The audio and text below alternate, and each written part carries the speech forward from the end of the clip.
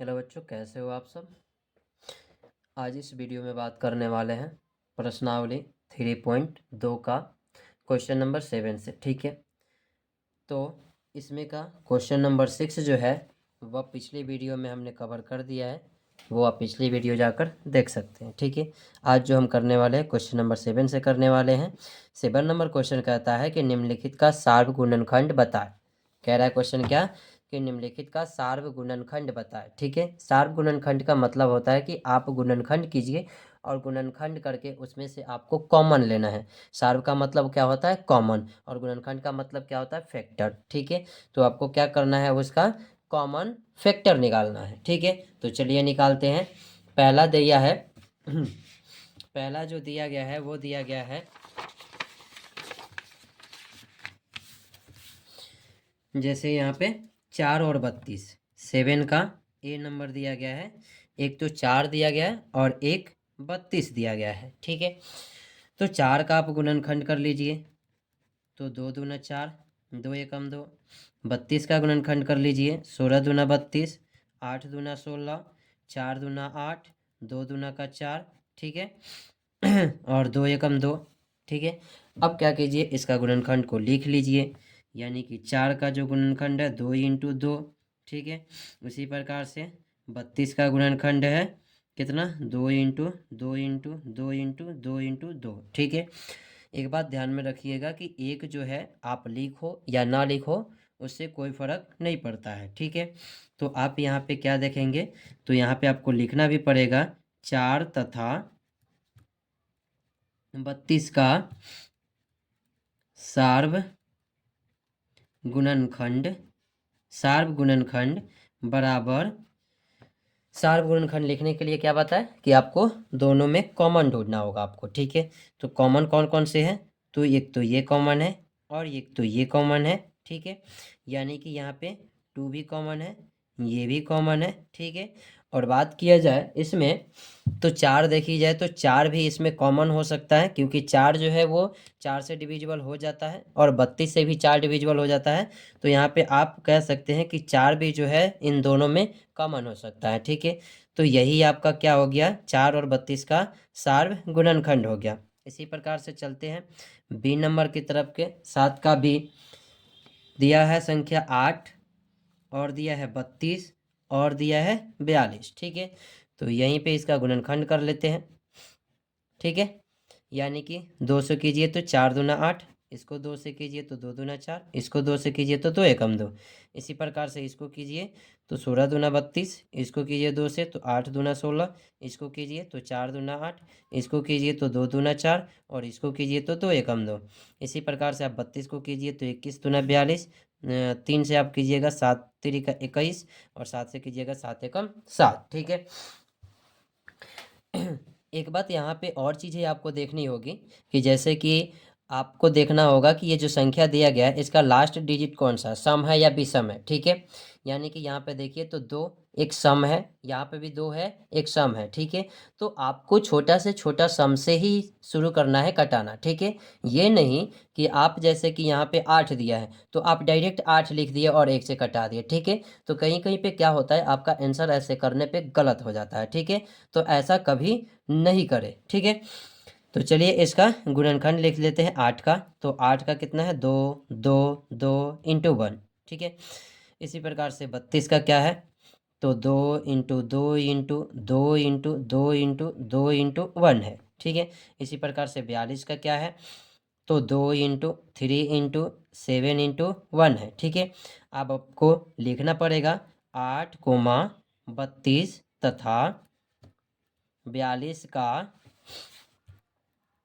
सार्व गुणनखंड बराबर, क्या करना हो आपको, कॉमन लेना पड़ेगा। ठीक है, अब देखिए यहाँ पे तो 2 संख्या थी और यहाँ पे क्या है, 3 संख्या दी गई है। ठीक है, तो 3 संख्या में ये कन्फ्यूजन जरूर होता है कि देख लीजिए कि यहाँ पे कॉमन आप बताए तो कॉमन बताए तो ये 3 गो में है और यहाँ पे 2 गो में है, तो किसको हम कॉमन लेंगे। ठीक है, किसको हम कॉमन लेंगे, तो कॉमन की बात किया जाए तो आप तीनों में से जो कॉमन आएगा उसको लेंगे। ठीक है, कौन कौन से, तो ये देखिए ये तीनों में कॉमन है तो आप ये लिख लेंगे सार्वगुणनखंड इसका। ठीक है, इन तीनों का फिर एक और देख लीजिए, यहाँ पे देखिए ये 2 है, ये 2 है, ये नहीं मिल रहा, इसमें नहीं मिल रहा। ये 7 देखिए, 7 भी जो है वो नहीं मिल रहा, लेकिन यहाँ पे एक जो है वो क्या हो रहा है, मिल रहा है। ठीक है, तो यानी कि 2 इंटू 1 क्या है, इन सारी संख्याओं का गुणनखंड हो जाएगा। ठीक है, अब यहाँ पे देख लीजिए ये 8 होगा कि नहीं होगा गुणनखंड।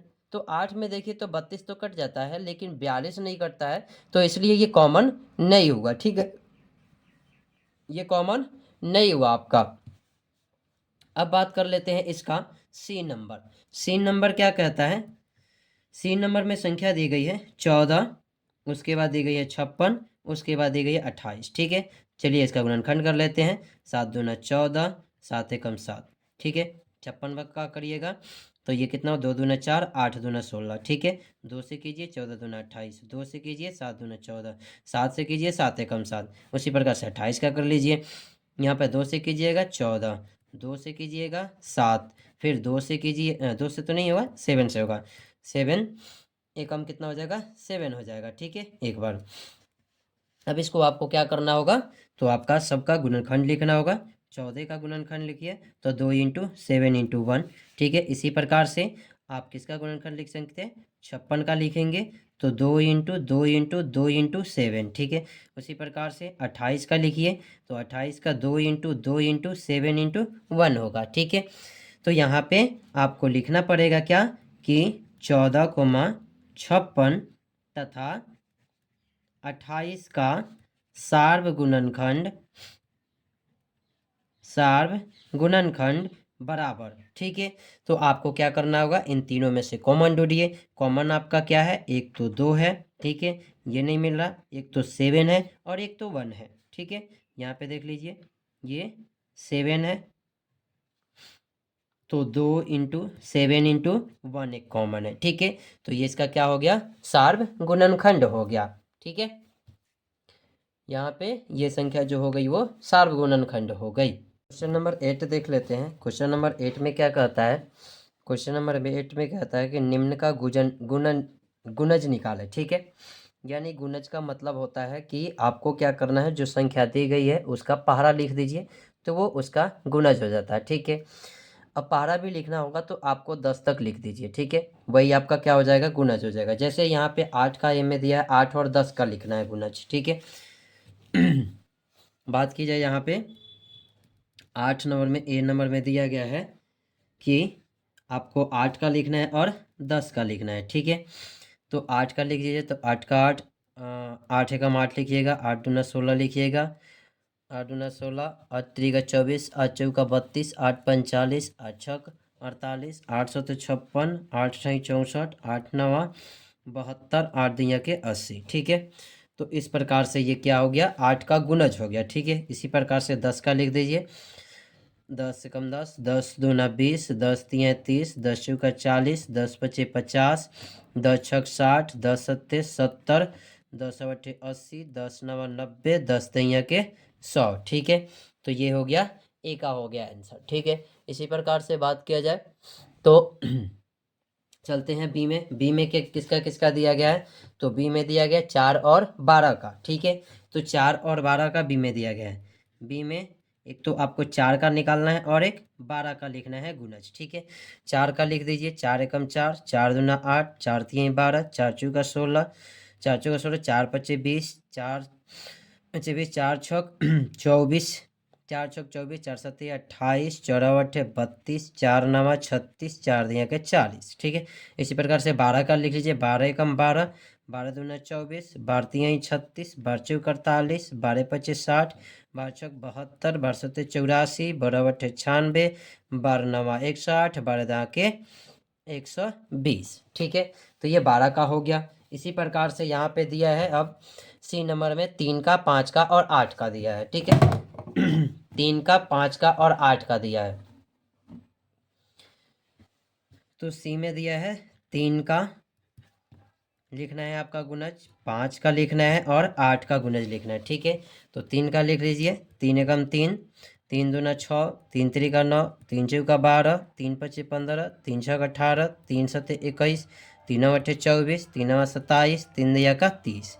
उसी प्रकार से 5 एकम 5, पाँच दूना 10, पाँच तीन 15, पाँच चौका 20, पचास 25, पाँच छक 30, पाँच सत्ते 35, पन्नव अट्ठे 40, अट्ठे 40, पन्नवा 45, पंद्रह 50। ठीक है, इसी प्रकार से आप लिख सकते हैं आठ का, आठ के कम आठ, आठ दूना 16, आठ त्रिका 24, आठ चौका 32, आठ 45, आठ छक 48, आठ सत्ते 56, आठ अठाई 64, आठ नवा 72, आठ तिया के 80। ठीक है, तो ये हो गया आठ का आंसर। ठीक है, यानी कि सबका क्या करना था, आपको पहाड़ा लिख देना था, वही क्या होता है, उसी संख्या का गुणज होता है। ठीक है, इसी प्रकार से चलते हैं अब क्वेश्चन नंबर 9 के तरफ। तो क्वेश्चन नंबर 9 कहता है कि निम्न का सार्व गुणज लिखिए। ठीक है, यानी कि आपको क्या करना है, सार्व गुणज का मतलब यह हो गया कि कॉमन गुणज। ठीक है, आपको क्या लिखना है, कॉमन मल्टीपल आपको खोजना है। ठीक है, यानी कि जैसे कि आपको गुणज जो भी संख्या दी गई है उस संख्या का गुणज लिखना होगा, और लिख के उन दोनों में से क्या करना होगा, आपको कॉमन निकालना होगा वो गुणज को। ठीक है, तो चलते हैं, इसमें ए नंबर में दिया गया है, इसमें ए नंबर में दिया है 4 और 14 दिया गया है। ठीक है, 4 और 14 को आपको क्या करना है, गुणज लिखना है और उसमें से आपको कॉमन निकालना होगा। ठीक है, तो ये क्वेश्चन नंबर 9 का है। ठीक है, तो यहाँ पे 4 का आप गुणज लिख लीजिए। तो चार एकम चार, चार दूना 8, चार तीन 12, चार चौका 16, चार पच्चे 20, चार पच्चे 20, चार छक 24, चार सत्ते 28, चौरा बट्टे 32, चार नवा 36, चार दहिया के 40। ठीक है, इसी प्रकार से आप 14 का निकालिए गुणज। तो 14 का गुणज आप लिखिएगा, तो 14 का 14, 14 दूना 28, 14 तिया 42, 14 चौका 56, 14 5 70, 14 छक 84, 14 सत्ते 14 सत्ते 98, 14 आठे 112, 14 नवा 126, 14 दहा के 140। ठीक है, तो आपको क्या करना है, आपको कॉमन इसमें से ढूंढना होगा। ठीक है, तो कॉमन ढूंढिए कौन है। यहाँ पे देखिए 4 इसमें कॉमन नहीं है, 8 कॉमन नहीं है, 12 कॉमन नहीं है, 16, 16 तो ये नहीं है, 20 है नहीं, 24 तो 24 भी नहीं है इधर, 28 यहाँ पे देखिए एक 28 इसमें दिखाई दे रहा है और एक 28 इसमें दिखाई दे रहा है। ठीक है, और बाकी कोई संख्या नहीं दिखाई दे रहा। ठीक है, यानी कि 4 तथा 14 का सार्व गुणज की बात किया जाए, सार्व गुणज की बात किया जाए, 4 और 14 का सार्व गुणज की बात किया जाए तो क्या होगा, 28 आपका आंसर हो जाएगा। ठीक है, इसी प्रकार से बात किया जाए, ये तो 9 का ए नंबर था, और 9 का अब बी में चेक कर लेते हैं। ठीक है, बी में दिया गया 8 और 24 का। ठीक है, 8 और 24 का, तो 8 का आप गुणज लिख लीजिए। 8 है कम 8, 8 दूना 16, आठ तिरिका 24, आठ चौका 32, आठ 45, आठ छक 48, आठ सत्ते 56, आठ अठाई 64, आठ नवा 72, आठ दैया के 80। ठीक है, उसी प्रकार से 24 का आप लिख लीजिए। 24 का आप लिख तो ये 24 से कम 24 हो जाएगा। 24 दूना कितना हो गया, 48 हो गया। 24 दूना 48 और 24 तिया कितना हो जाएगा 24 तिया 4 तिया 12 के 2, हाथ में 1, 3 दूना 6 एक साथ, 24 तिया 72 हो गया। 24 तिया 72 और 24 चौका 16 के 6, 4 दूना 8 एक 9, 24 चौका 96, 24 पचे 0, 5 के 20 के सुना हाथ में 2, 5 दूना 10 2 12, 24 पचे 120 और 24 छके 6 चौका 24 के 4, हाथ में 2, 6 दूना 12 और 2 14। ठीक है, उसी प्रकार से 7 का देख लीजिए, 7 से 7 चौका 28 के 8, हाथ में 2, 7 दूना 14 और 2 16।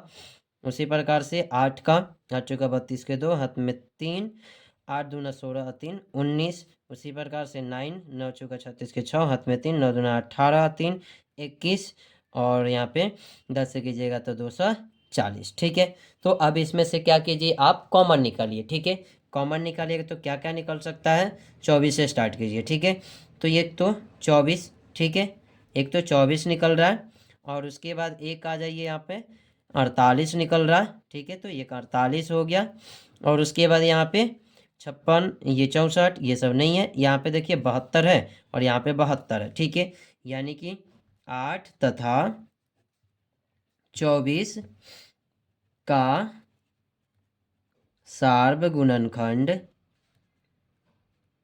सार्व गुणनखंड है वो कौन होगा, तो आप यहाँ पे एक तो 24 होगा, कोमा में 148 होगा, और एक आपका 72 होगा, ठीक है, 72।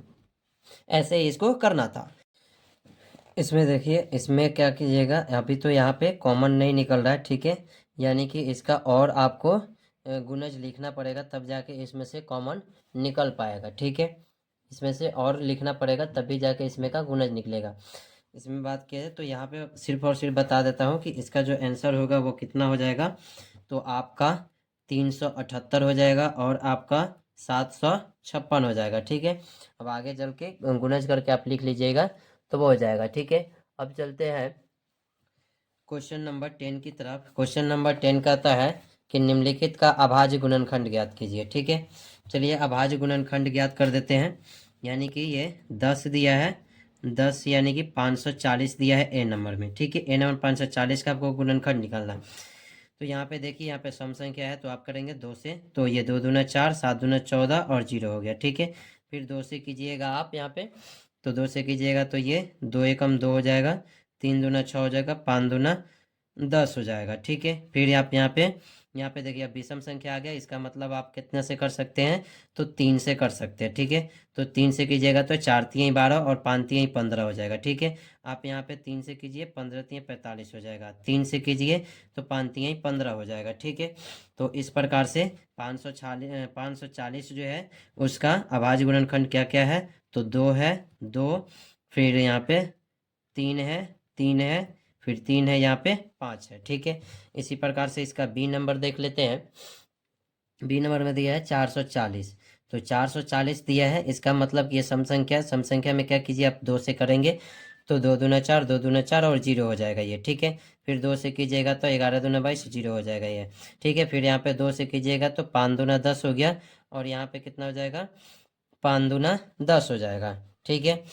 अब यहाँ पे कितना से कीजिएगा तो यहाँ पे अब देखिए, यहाँ पे विषम संख्या, तो विषम संख्या यानी कि अब 5 से कीजिए तो 11 पचे 55 हो जाएगा, ठीक है। इसी प्रकार से चाहेंगे तो आप यहाँ पे 3 से भी कर सकते हैं, नहीं 3 से नहीं होगा, 5 से ही होगा, ठीक है। तो 5 से 11 पचे 55 हो गया, तो 440 का जो अभाज्य गुणनखंड हो गया वो 2 इंटू 2 इंटू 2 इंटू 5 हो गया, ठीक है। इसी प्रकार से इसका सी की बात किया जाए तो 420 है, ठीक है, 420 दिया गया, तो 420 का अभाज्य गुणनखंड निकालिए, तो ये 21 दूना 42 हो जाएगा, और ये 2 से तो 2 से करेंगे तो 2 एकम 2 हो जाएगा, और ये 0 हो जाएगा, 5 दूना 10 हो जाएगा, ठीक है। अब यहाँ पे 2 से नहीं होगा, 5 से होगा, ठीक है। तो ये 5 दूना 10 हो गया, और ये 5 एकम 5 हो जाएगा, ठीक है। इसी प्रकार से आप 3 से कीजिएगा तो 7 तरीका कितना हो जाएगा, 21 हो जाएगा। इसी प्रकार से 420 का अभाज्य गुणनखंड क्या क्या हो सकता है, तो 2 इंटू 2 इंटू 5 इंटू 3 इंटू 7 हो जाएगा, ठीक है।